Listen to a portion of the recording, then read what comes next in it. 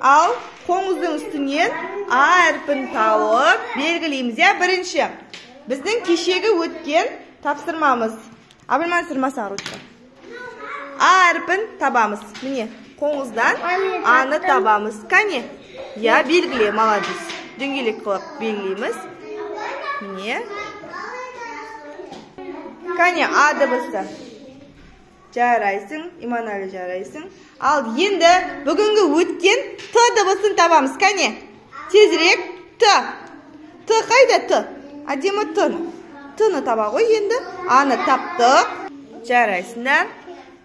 Дұрыс. Дұрыс, дұрыс. Т-ны табамыз, А және Т. Бегарыз? Т-ны шеңбер ол. Молодец, дұрыс. Айсұлтан домалақ қыл, домалақ. Т, домалақ қыл. Домалақ си, домалақ. Дұрыс. Дұрыс. Молодец. Кәне? Ораз, таптың ба? Дұрыс. Кәне тез-тез табамыз. Кім бірінші тапты? Мөлдір дұрыс. Т бар, бәрінде бар. Кәне іздеңдер. Іздеп табамыз.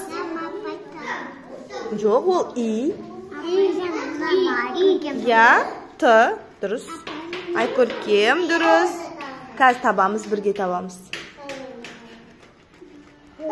Кәне, Димаш. Молодец. Дұрыс. Таптың ба Аның бәрін? Енді Т табамыз, Т.